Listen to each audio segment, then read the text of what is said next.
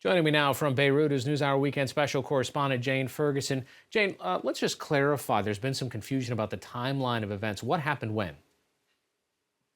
At the minute, we're looking at a number of events today. Of course, the first thing that we heard was that this Israeli fighter jet, an F-16, had been downed. But the Israelis have now said that actually the initial incident was when what they're calling an Iranian drone entered Israeli airspace. It was shot down immediately by the Israelis. They then launched attacks inside Syria to take down what they say are Iranian drone facilities.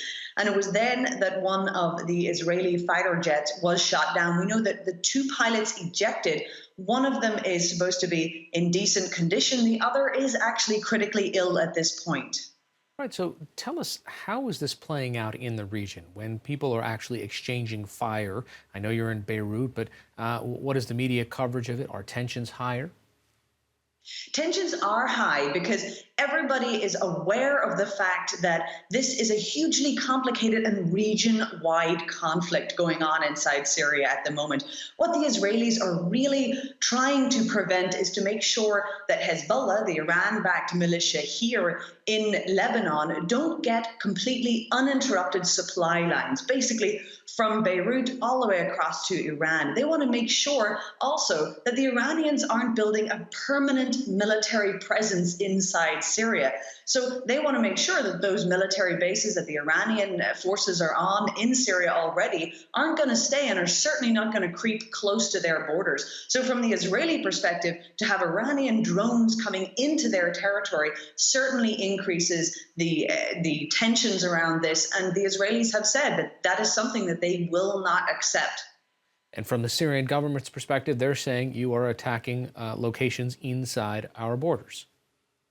Indeed, the war in Syria has been for years, but even more so this week we've seen that this is a hugely multifaceted war. Essentially, it's several wars going on at once. So the Syrian government is saying, well, Israeli jets were inside our territory, but you've also got a huge amount of international involvement in this war. You've got Iranians there fighting on the side of the Syrians. You've also got American troops in with the Syrian rebels.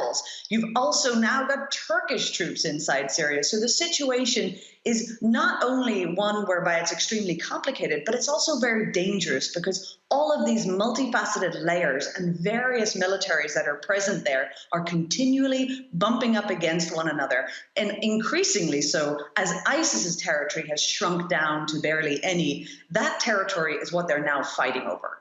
And does the stress that's happening inside the Israeli government right now and the tension that Prime Minister Netanyahu is facing inside his own government, does that play into any of this? It certainly would put him under pressure. There's a pressure to make sure that there isn't seen to be any building Iranian presence on Israel's borders. We know that whenever the fighter jet was shot down today, that the sirens sounded across the Golan Heights and in northern Israel. It certainly adds a lot of tension inside Israel, where Israelis are extremely concerned about the Iranian presence that could be building up close to their borders. That puts him under pressure. But we always have been hearing now for quite some time fiery rhetoric about what Israel will and will not accept by its leadership. But of course, in terms of their response, they have to come out very strongly and show that they are protecting their territorial integrity. And that's what we saw today.